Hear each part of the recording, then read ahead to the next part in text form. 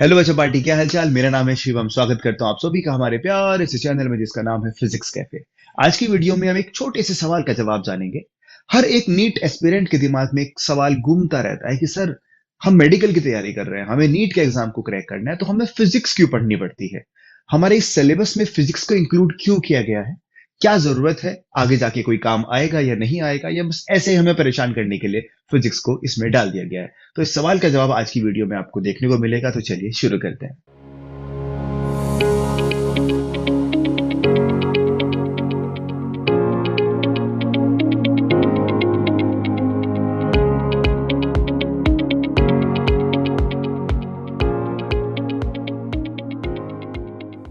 तो सबसे पहले ये समझते हैं कि नीट होता क्या है। नीट का फुल फॉर्म है national eligibility cum entrance test. इस एग्जाम को क्रैक करने के बाद आप इंडिया के मेडिकल कॉलेजेस में एडमिशन ले सकते हैं, चाहे वो गवर्नमेंट हो चाहे वो प्राइवेट। तो इसमें फिजिक्स की क्या जरूरत है, पॉइंट बाय पॉइंट आपको मैं समझाता हूं। तो सबसे पहला पॉइंट हम समझते हैं। Point number 1 is medical technology. Being a doctor, जब आप डॉक्टर बन जाओगे तो आपको कुछ मशीन्स को यूज करना पड़ेगा, जैसे कि अल्ट्रासाउंड मशीन को आपको यूज करना पड़ सकता है, आपको एमआरआई मशीन्स को यूज करना पड़ सकता है। ये सारी मशीन्स किस प्रिंसिपल पे काम करती हैं ये आपको केमिस्ट्री या बायोलॉजी में नहीं सिखाया जाएगा। ये सारे प्रिंसिपल्स आपको फिजिक्स में पढ़ाए जाते हैं। एमआरआई मशीन्स का बेसिक प्रिंसिपल क्या है, उसके पीछे की टेक्नोलॉजी क्या है, जब तक आप ये नहीं समझेंगे तो उसको यूज करने में आपको उतना समझ नहीं आएगा कि ये असल में इस मशीन से क्या क्या किया जा सकता है। तो उसके बेसिक प्रिंसिपल्स फिजिक्स में है, इसलिए फिजिक्स को हम इंक्लूड करते हैं।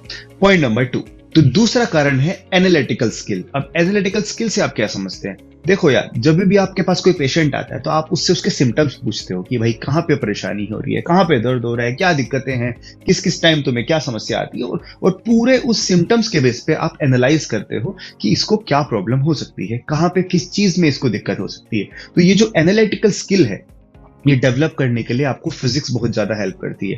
मैं ये नहीं कह रहा हूं कि केमिस्ट्री या बायोलॉजी हेल्प नहीं करेगी, बट फिजिक्स कहीं ना कहीं आपको चैलेंज करती है। उसके क्वेश्चंस की फ्रेमिंग का जो तरीका है, उस तरीके से क्वेश्चंस पूछे जाते हैं, मल्टीपल डायमेंशंस आपको सोचने पे मजबूर करते हैं। सेम उसी तरीके से जैसे किसी डॉक्टर को किसी मरीज की डायग्नोसिस करते टाइम सोचना पड़ेगा, उसी तरीके से फिजिक्स आपको चैलेंज करता है और आपको सोचने पे मजबूर करता है। तो अगर आप 2 साल तक फिजिक्स को अच्छे से पढ़ोगे तो आपके अंदर एक बहुत अच्छी एनालिटिकल स्किल डेवलप हो जाती है, जो कि हेल्प करेगी फ्यूचर में आपको एक अच्छा डॉक्टर बनाने के लिए।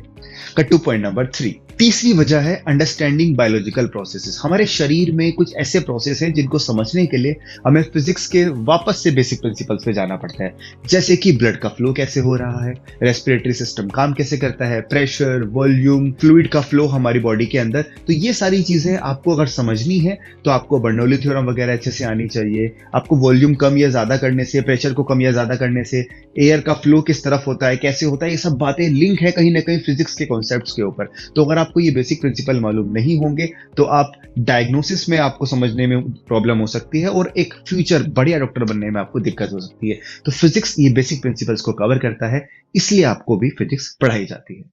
Cut two point number 4। चौथा और लास्ट पॉइंट है कॉम्प्रिहेंसिव नॉलेज गेन करने के लिए। देखो बेटा, फिजिक्स, केमिस्ट्री एंड बायोलॉजी तीनों सब्जेक्ट मिलके आपका स्ट्रॉन्ग फाउंडेशन तैयार करते हैं। जब तक आपको इन तीनों सब्जेक्ट्स की अच्छे से नॉलेज नहीं होगी, आप फ्यूचर में अगर आप स्पेशलाइज्ड किसी ब्रांच में जाना चाहते हैं, आप बायोटेक्नोलॉजी में जाना चाहते हैं, आप किसी ऐसी ब्रांच में जाना चाहते हैं जहां पे फिजिक्स के कॉन्सेप्ट भी बार बार यूज होंगे, तो वहां पे आपको प्रॉब्लम हो सकती है। मैं नहीं कह रहा कि हर बंदा उधर जाएगा, बट अगर 10% लोग भी वहां जाते हैं उनको फिजिक्स की हेल्प जरूरत पड़ती है। तो बायोलॉजी के कई सारे फील्ड्स ऐसे हैं जिसमें फिजिक्स की स्ट्रॉन्ग नॉलेज होना जरूरी है, जिससे आप समझ सकते हो कि फिजिक्स कितना इंपॉर्टेंट है बायो वाले स्टूडेंट्स को पढ़ने के लिए। आई नो थोड़ा सा मुश्किल लगता है, न्यूमेरिकल्स थोड़े परेशान करते हैं, क्योंकि 10th के बाद 11th में कई लोगों ने बायो इसलिए ली होती क्योंकि उनको मैथ्स पसंद नहीं होता है, पर फिजिक्स में आ जाते हैं बहुत सारे न्यूमेरिकल्स जो आपको परेशान करते हैं। बट मेरी बात मानिए, फिजिक्स को सीरियसली पढ़ाई करिए, आगे जाके एक अच्छा डॉक्टर बनने में फिजिक्स आपकी बहुत ज्यादा मदद करेगा। आपका दिमाग डेवलप हो, आपकी एनालिटिकल स्किल डेवलप होगी, आप अच्छे से इक्विपमेंट कैसे काम कर रहे हैं वो समझ पाएंगे, और ये सारी बातें आपको एक अच्छा डॉक्टर बनाएंगी जो फाइनली आपको बनना है। ये थी सारी बातें जो मैंने कवर करी इस वीडियो में। आई होप अब आपको समझ आ गया होगा कि फिजिक्स का नीट में या मेडिकल फील्ड में क्या रोल है। तो आज के लिए इतना ही। Thank you so much. अगर आपको ये वीडियो पसंद आती है तो अपने दोस्तों के साथ शेयर करिए। जिसको भी ये सवाल मन में आता है उसको ये वीडियो भेजिए, उसको बताइए कि देख भाई, इसलिए पढ़ा जाता है फिजिक्स बायो के अंदर। Thank you so much. मिलते हैं हमारी अगली वीडियो में, तब तक के लिए बाय बाय।